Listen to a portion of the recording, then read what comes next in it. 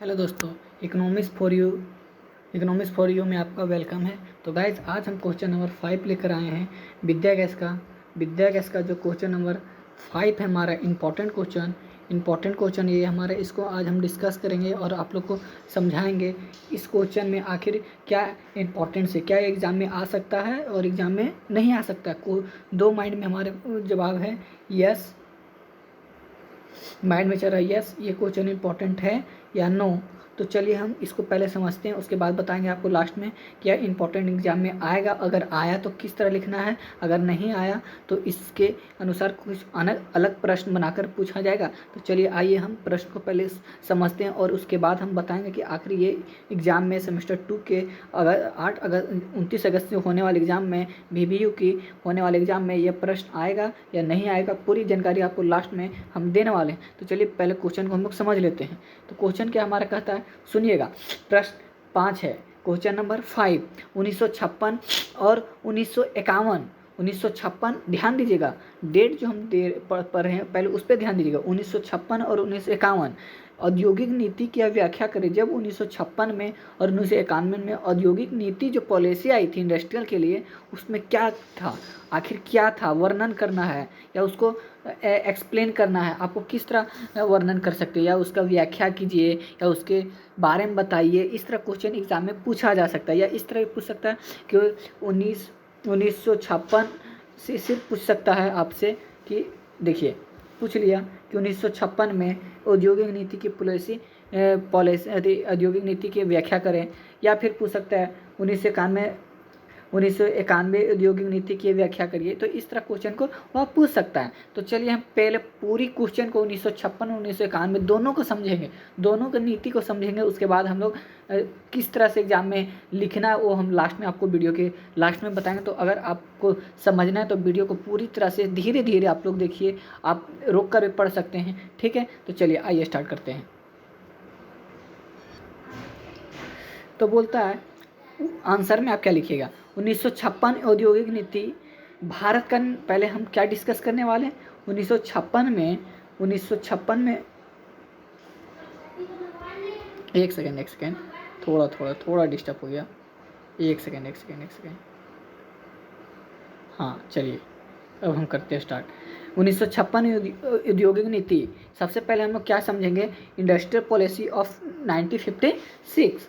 जो 1956 में जो नीति आई थी उसके बारे में हम लोग पढ़ेंगे। उसके बाद हम 1991 पढ़ेंगे। पहले 1956 आता है तो पहले 1956 को भी डिस्कस करेंगे। तो चलिए 1956 में क्या कहता है, भारत की नवीन औद्योगिक नीति 30 अप्रैल, डेट याद रखना आपको, 30 अप्रैल 1956 में घोषित की गई है। कब, 30 अप्रैल 1956 में घोषित की गई है।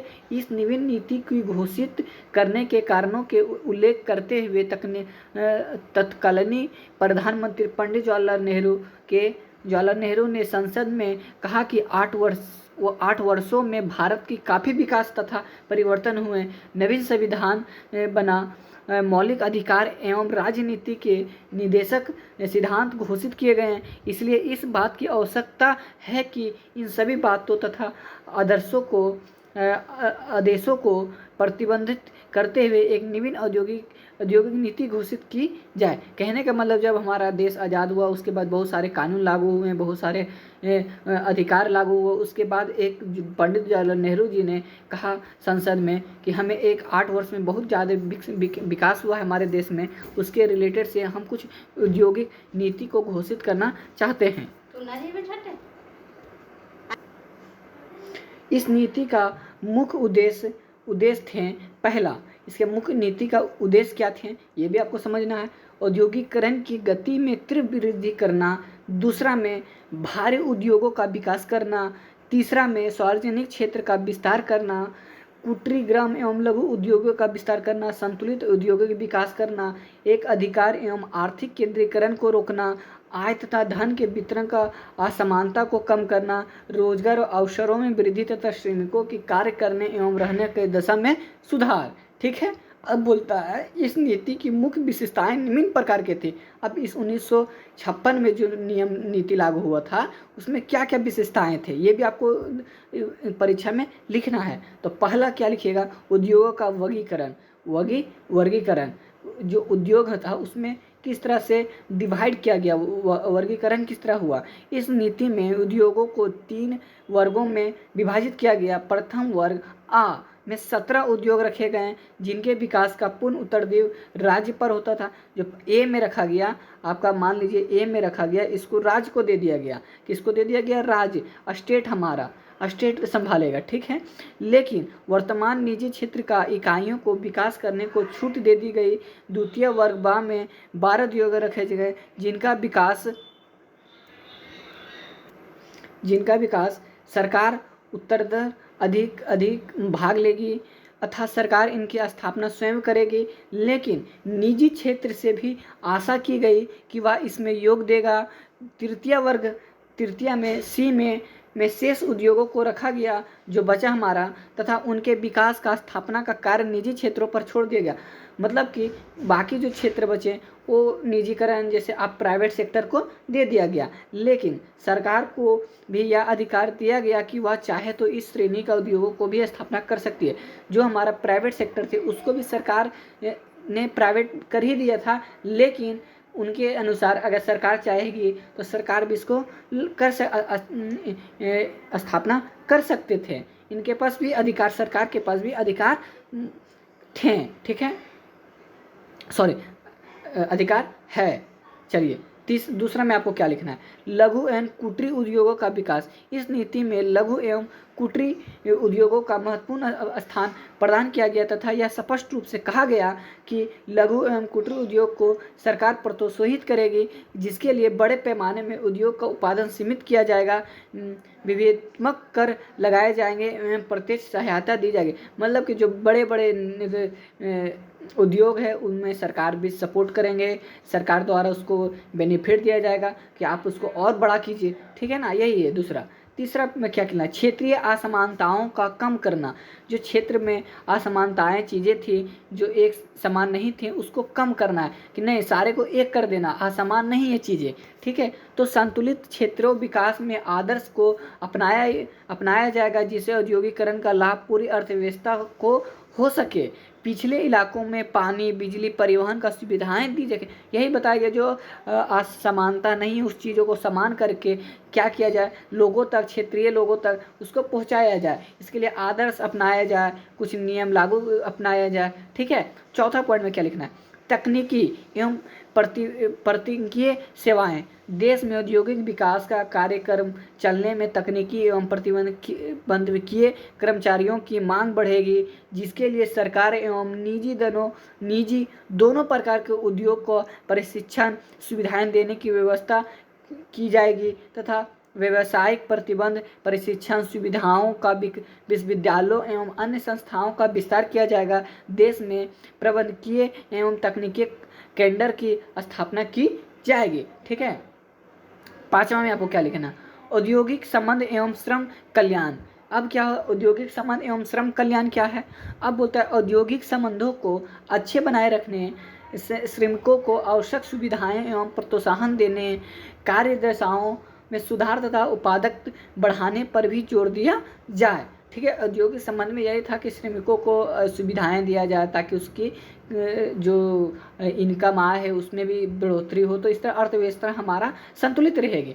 विदेशी पूंजी। अब विदेशी पूंजी क्या है? जो हमारे देश से अलग देश है, तो सरकार देशी व विदेशी प्रतिष्ठानों में कई भेदभाव नहीं बतरेगी। मतलब कहने का मतलब जो सरकार है और विदेशी सरकार है उसमें से ज़्यादा भेदभाव नहीं करेंगे। लाभ का बाहर ले जाने या पूंजी को वापस ला जाने की छूट जो होगी, यदि राष्ट्रीयकरण किया गया तो उचित और न्यायपूर्ण मुआवजा दिया जाएगा। अब देश एक दूसरे से अगर राष्ट्र को करते हैं तो बहुत सारे हमारे मुआवजा भी हमें प्राप्त होते हैं। सातवां पॉइंट आपका क्या है? निजी एवं सार्वजनिक क्षेत्रों में पारस्परिक सहयोग। इस नीति में यह स्पष्ट किया गया कि उद्योगों का वर्गीकरण पूर्णतः पृथक नहीं है। शेष परिस्थितियों में उपयुक्त विभाजन में परिवर्तन किया जा सकता है। कुछ उद्योग को को दो या दो से अधिक श्रेणियों में रखा जा सकता। कुछ निजी इकाइयां भी प्रथम वर्ग में वर्णित वस्तुओं का उत्पादन कर सकती है। इस प्रकार सरकारी क्षेत्र के अधीन भारी उद्योग निजी क्षेत्र पर निर्भर रह सके। यह हमारा 7 पॉइंट था, किसमें? 1956 में विशेषताएं थी उसके। ठीक है, आगे औद्योगिक नीति 1956 में आलोचनात्मक समीक्षा। ठीक है, तो औद्योगिक नीति 1956 के बारे में श्रीमता प्रतिक्रिया हुई। पहला क्या हुआ, इसको संविधान के अनुरूप बताया गया तथा इसको आर्थिक संविधान माना गया। समझ रहे हैं? दूसरा, समाजवादी समाज की स्थापना से एक महत्वपूर्ण कदम बताया गया क्योंकि इसमें सरकारी क्षेत्रों को अधिक व्यापक बनाया गया था। तीसरा, पिछली नीति में उद्योग का वर्गीकरण कट्टर था, लेकिन इसमें लचीलापन था। चौथा, राष्ट्रीयकरण ना करने का अवशासन को उचित माना गया। पांचवा, प्रबंध एवं तकनीकी सेवाओं की व्यवस्था को समयानुसार बताया गया। छठा, कुटीर एवं लघु उद्योगों का महत्व का स्वीकार कर बेरोजगारी को दूर करने के लिए इनको उचित बताया गया। 17, मतलब कि इसके कहने का मतलब यह किया वह श्रम को, जो हमारे बेरोजगारी थे उसको ख़त्म किए। 7वां, श्रमिकों को सुविधाएं देने की बात भी समयानुकूल बताई गई। आगे हम देखते हैं, लेकिन इस नीति की आलोचना की गई। अब जो बताया गया कि 1956 में जो नीति आई उसमें भी बहुत सारे आलोचना की गई। अब क्या क्या वो आलोचनाएं थी उसको भी हम समझ लेंगे। हमने तो अभी तक विशेषताएं पढ़ ली हैं, विशेषताएं ये थी, लेकिन आलोचना भी तो कुछ होगी। हाँ, आलोचना, तो आलोचना में क्या था कि पहला, सरकारी पूंजीवाद को प्रोत्साहन। इस नीति का आलोचना इस आधार पर की गई कि इनमें सरकारी पूंजीवादी को प्रोत्साहन मिलेगा। कहने का मतलब यह कि सरकार को फायदा मिलेगा। दूसरा, निजी क्षेत्र में प्रतिकूल निजी क्षेत्रों का इस आधार पर आलोचना की गई कि इस नीति से 29 उद्योग निजी क्षेत्र के हाथों से निकल गए और इस प्रकार निजी क्षेत्र का कार्य क्षेत्र संकुचित हो गया। तीसरा, अस्पष्ट व अनिश्चित या नीति से अस्पष्ट व अनिश्चित है। इनमें कुछ वाक्यों को जोड़कर उद्योग का वर्गीकरण निरर्थक कर दिया गया। चौथा, सैद्धांतिक पक्ष को अधिक महत्व। इस नीति में व्यवहारिक पहलू की उपेक्षा की गई। सैद्धांतिक दृष्टिकोण को अधिक महत्व दिया गया। समाजवाद के जोश में वास्तविकता को भुला दिया गया। पांचवा, कठिन दायित्व। सरकारी क्षेत्र का विस्तार करके सरकार के लिए दायित्व का कठिन समस्या उत्पन्न कर दी है, जिसको कुशलता से निभाना सरकार के लिए कठिन होगा। छठा, औद्योगिक विकास में अर्थव्यवस्था। औद्योगिक नीति में बार बार परिवर्तन करना देश के औद्योगिक विकास का अस्थिरता लाता है, किसी व्यक्ति का साहस को ठेस पहुंचाती है और यह धारणा बनती है कि सरकार कभी भी कोई नीति घोषित कर उद्योग को ले सकती है। ठीक है ना? हमने ये 1956 कितना का पढ़ा हमने? 1956 का जो नीति लागू हुआ था उसके विशेषताएं पढ़ें। पहले तो उनके बारे में पढ़ें, उनके डिफाइन की, उसको हमने पहले डिफाइन किया, फिर क्या किया हमने, उसके बारे विशेषताएं पढ़ें, फिर उसकी क्या पढ़ें, उनकी लिमिटेशन, जो उनकी कमियां थी उसको हमने दोनों को पूरी तरह से पढ़ लिया। अब हम आते हैं औद्योगिक नीति 1991 औद्योगिक नीति जो 1991 में, 1956 तो हमें पढ़ लिया। अब 1991 को डील करते हैं।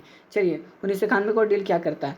भारत में अभी तक 1956 की औद्योगिक नीति लागू थी। मतलब 1991 से एक दिन पहले क्या होता है, कहाँ तक था? 1956 का नीति लागू था। इसके अंतर्गत 1977, 1980, 1990 में कुछ स्पष्टीकरण किए गए हैं, परंतु कांग्रेस सरकार ने केंद्र में सत्ता में आने पर 24 जुलाई 1991 कब कांग्रेस सरकार ने 24 जुलाई 1991 को बिल्कुल नवीन औद्योगिक नीति का संसद में घोषणा की। इस नीति की प्रमुख बातें निम्न प्रकार के। अब हमने ये क्या पढ़ा? ये हमने जो पढ़ा ये हमने 1991 में क्या नीति लागू कैसे आई? कांग्रेस सरकार द्वारा आया। कब आया? 24 जुलाई 1991 में। अब इसके विशेषताएं को हम लोग प्रमुख बातों को समझेंगे। ठीक है, पहला क्या है, लाइसेंस व्यवस्था समाप्त। जो लाइसेंस होता है, end of the licensing system. प्रारंभ में 18 प्रमुख उद्योगों को छोड़कर अन्य सभी के लिए लाइसेंस की व्यवस्था समाप्त कर दी गई थी, चाहे उनमें कितनी ही पूंजी क्यों ना लगाई जाए। लेकिन बाद में इन उद्योगों की संख्या घटकर 6 कर दी गई। यह उद्योग है सिगरेट, औषध, खतरनाक रासायनिक, शराब, एरोसोसेफ, औद्योगिक विस्फोटक। ठीक है ना, ये सारे चीज़ को लाइसेंस से को रद्द कर दी गई। ठीक है, इसको लाइसेंस से कर दी गई थी, चाहे इनमें कितनी भी पूंजी क्यों ना लगाया जाए। ठीक है। दूसरा, विदेशी विनियोग। विदेश से लाए गए कंपनियों को किस तरह से यहाँ पे लगाया गया। फेरा कंपनियों में विदेशी पूंजी अनुपात अब 40% के स्थापना पर 51% तक हो सकेगा। अभी हाल में केंद्रीय सरकार से कुछ उद्योग का 7% तक विदेशी पूंजी लगाने की अनुमति दी है। अतः भारत में विदेशी पूंजी निवेश की स्वीकृति प्राप्त करने में कई अड़चन नहीं होगी। विदेशी निवेश वाले कंपनियों द्वारा विदेशी भेजा गया मुनाफा शेष अवधि में नियंत्रण आमदनी से चुकाया जाएगा। देशी बिक्री पर 5% रॉयल्टी होगी। निर्धारित 8% बिक्री के प्रतिशत तक कुल भुगतना हो सकेगा और यह समझौता से 10 वर्ष के भीतर या उत्पादन शुरू होने से 7 वर्ष के भीतर किया जा सकेगा। तीसरा, विदेशी तकनीकी उत्पादन में व निर्यात में वृद्धि के लिए विदेशी पूंजी निवेश और विदेशी तकनीकी सहयोग को प्रोत्साहन दिया जाएगा। विदेशी पूंजी निवेश के प्रस्ताव के साथ विदेशी तकनीकी प्राप्त करना अब आवश्यक नहीं है। चौथा, सार्वजनिक क्षेत्र में जिन इकाइयों का कामकाज ठीक नहीं चल रहा है उन्हें औद्योगिक और वित्त पुनर्निर्माण बोर्ड को सौंपा जाएगा। भविष्य में सार्वजनिक क्षेत्र के विकास को इस प्रकार प्राथमिकता होगी। आवश्यक आधारभूत वस्तुएं एवं सेवाएं, खनिज व तेल संस्थाओं का विकास व क्षेत्र जो देश के दीर्घकालीन विकास के लिए आवश्यक है तथा जहां निजी क्षेत्र के विनियोग कम है तथा उन वस्तुओं का निर्माण जो सामरिक महत्व की है। सरकार ने इन उद्योग को मजबूत करेगी जो उच्च प्राथमिकता वाले हैं या जो अच्छा या उचित लाभ काम कर रहे हैं, जो अर्चित क्षेत्र में हैं। सार्वजनिक क्षेत्र के लिए अर्चित कुछ क्षेत्रों को निजी क्षेत्र के लिए खोला जाएगा तथा सार्वजनिक कंपनियों की शेयर पूंजी को कुछ भाग मूल्यचलता फंडों, वित्तीय संस्थाओं और सीधे निवेशकों को बेचा जाएगा। पांचवा में आपको क्या लिखना है, एक अधिकार एवं प्रतिमात्मक व्यापारिक व्यवहार अधिनियम।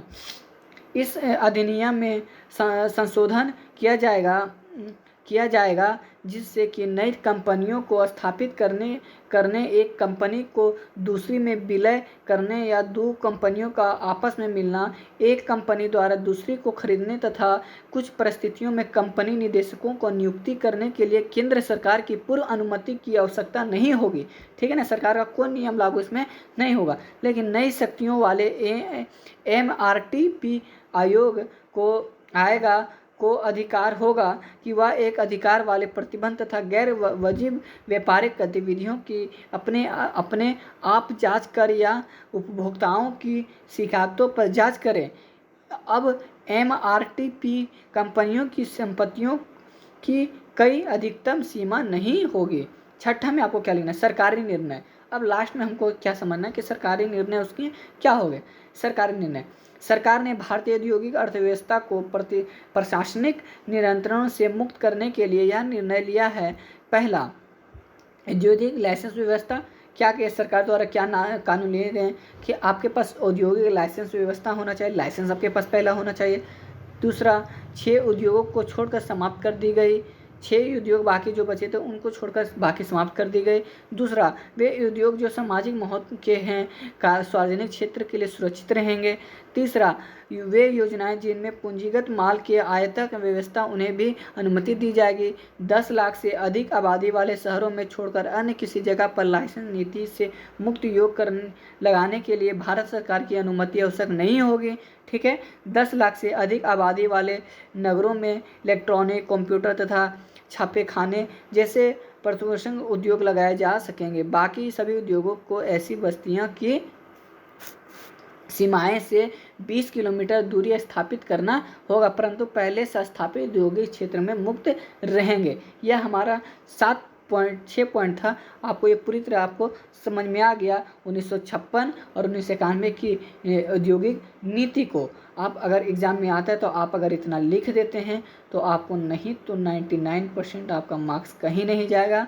उसके बाद आपको करना क्या है, हमने क्वेश्चन नंबर 5 करा दिया है। अब क्वेश्चन नंबर 6 हम जल्दी लाने वाले हैं। और इसी तरह इकोनॉमिक्स का मेजर टू जिनके भी सब्जेक्ट हैं एग्ज़ाम होने वाले हैं VBU में, वो सारे हमारे YouTube चैनल को सब्सक्राइब कर लें ताकि PDF के साथ पूरे नोट्स के साथ आपको हम हर चीज़ को प्रोवाइड करें। ठीक है, तो चलिए गाइज, हमारा वीडियो समाप्त हुआ। क्वेश्चन नंबर 6 में आपका वेलकम होगा।